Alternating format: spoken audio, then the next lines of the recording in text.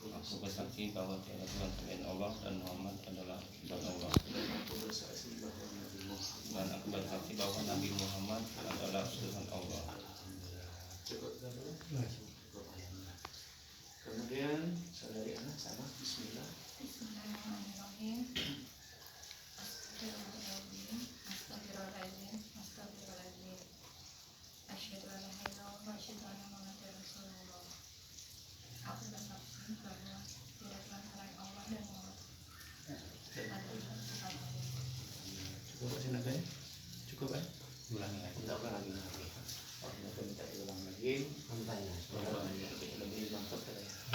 Saudari anak Nyantai aja, nyantai. Bismillahirrahmanirrahim. Astagfirullahaladzim. Astagfirullahaladzim. Astagfirullahaladzim. Asyhadu an la ilaha illallah wa asyhadu anna Muhammadar Rasulullah. Aku bersaksi bahwa tiada Tuhan selain Allah dan Muhammad sallallahu alaihi wasallam adalah utusan Allah. Berikutnya acara yang keempat yaitu khutbah. Setelah khutbah baru kita ijab qabul dan baru ditutup dengan doa. Yalah, kami akan menyampaikan khutbah singkat, mudah-mudahan ini sedikit banyak ada manfaatnya buat khususnya kepada kedua sama mempelai nanti. Bismillahirrahmanirrahim. Assalamualaikum warahmatullahi wabarakatuh. Waalaikumsalam warahmatullahi wabarakatuh. Alhamdulillah. Innal hamdalillah nahmaduhu wa nasta'inuhu wa nastaghfiruh wa na'udzu billahi min shururi anfusina wa min sayyiati a'malina may yahdihillahu fala mudilla lahu wa may yudlil fala hadiya lahu. Asyhadu an la ilaha illallah wahdahu la syarika lahu wa asyhadu anna Muhammadan abduhu wa rasuluh la nabiyya ba'da. Allahumma salli wa sallim ala sayyidina Muhammad wa ala alihi wa ashabihi ajma'in. Wa qala ta'ala fil kitabihil karim, a'udzu billahi minasy syaithanir rajim. Bismillahirrahmanirrahim. Wa min ayatihi an khalaqalakum min anfusikum azwajan litaskunu ilaiha wa ja'ala bainakum mawaddatan wa rahmah. Inna fi dzalika laayatin liqaumin yatafakkarun. Wa qala aydan ar-rijalu qawwamun 'alan nisa bima faddalallahu ba'dahum 'ala ba'd. Wa qala Nabi sallallahu alaihi wasallam, an-nikahu sunnati wa man lam ya'mal bi sunnati falaysa minni. Bapak-bapak, ibu-ibu yang kami hormati, wabil khusus kepada kedua calon mempelai yang berbahagia. Mengawali khutbah nikah atau nasihat perkawinan ini, selaku petugas kami selalu ingin mengingatkan dan mengajak kita semua untuk senantiasa meningkatkan takwa kita kepada Allah Subhanahu wa Ta'ala. Dalam artian, marilah kita menjalankan perintah Allah dan menjauhi semua larangannya. Kemudian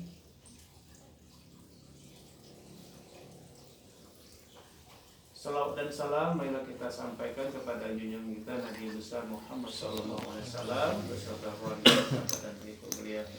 Amin Allahumma amin. Bapak Ibu, sebagai petugas kami selalu mengajak dan mengingatkan kita semua untuk senantiasa meningkatkan takwa kita kepada Allah Subhanahu wa Ta'ala dengan contoh sunnah Rasulullah sallallahu alaihi wasallam. Alhamdulillah, saudara Diki dengan anak ini sebentar lagi akan menunaikan salah satu contoh sunnah Rasulullah Shallallahu Alaihi Wasallam, yaitu akad. Sunnah Rasulullah SAW inilah yang pahalanya besar sekali, khusus buat Luki dan saudara anak, ya. Dan itulah pada hari ini yang patut disyukuri oleh saudara Luki dan anak.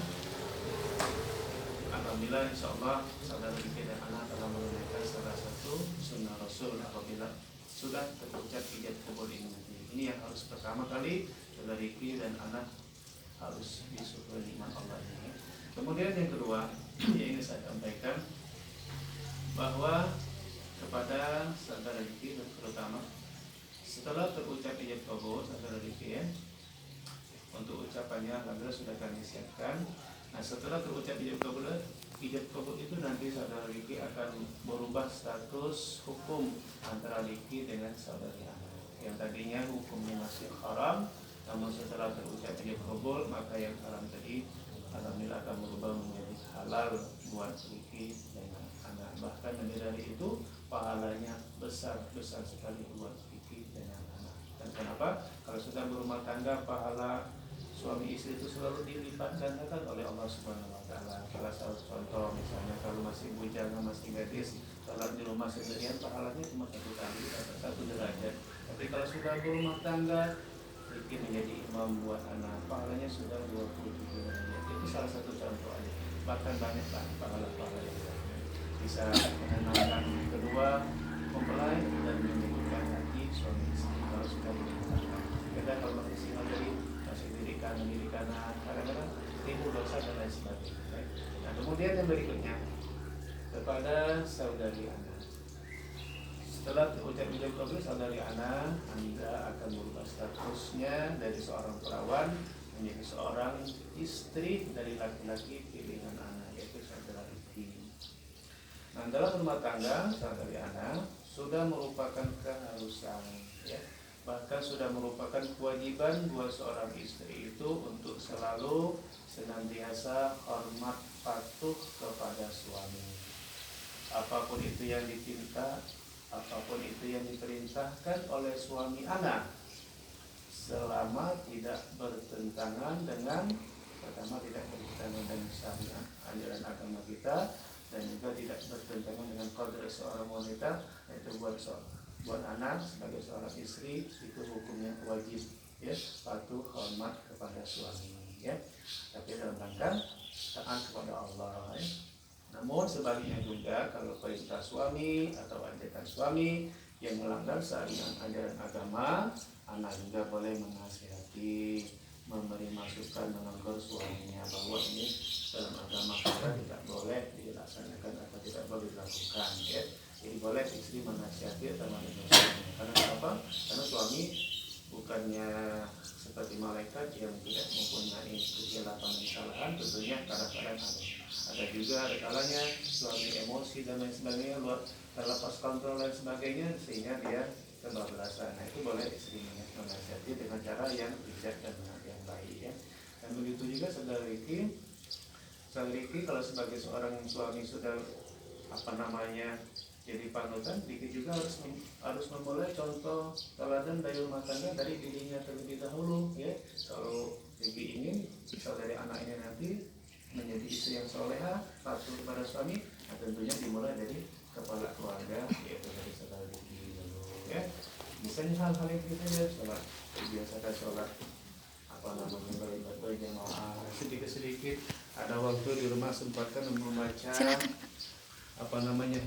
dihiasi rumah tangganya dengan bacaan Al-Quran walaupun 3-4 ayat misalnya dan lain sebagainya. Itu tujuannya kenapa? Ya dengan kita senantiasa membiasakan membaca sedikit ayat Al-Quran di rumah tangga kita, insya Allah rumah tangga kita itu akan selalu dinaungi, diberkahi oleh Allah Subhanahu wa taala ya. Jadi rumah tangga itu tidak cukup dengan ekonomi yang serba ada, tapi lebih dari itu dinaungi oleh Al-Quran Karim supaya rumah tangga selalu ayem ada ya. Nah, saya kira sebagai terakhir khotbah nikah ini, marilah Bapak Ibu kita doakan pernikahan Riki dengan anak ini, semoga bahtera rumah tangganya nanti akan selalu rukun, harmonis, Amin ya Allah. awet sampai kakek nenek, bahkan sampai akhir hayatnya. Amin. Dan mudah-mudahan berkah perkawinan mereka ini di hari yang baik, di bulan yang baik ini, yaitu akan dikaruniai Allah dengan keturunan yang soleh dan soleha. Amin. Amin. Amin ya rabbal Inilah alamin. khotbah yang bisa kami sampaikan. Barakallahu laka wa baraka 'alaika wa jama'a bainakum bi khair.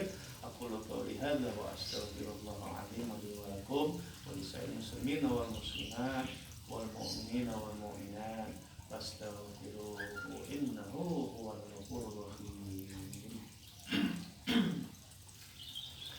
Alhamdulillah, khotbah nikah telah kami sampaikan dan tibalah acara yang kita tunggu-tunggu, yaitu Idul Kubur ya. Untuk Idul Kubur ini, untuk bacaannya ini sudah kami siapkan di depan ya. Nanti kita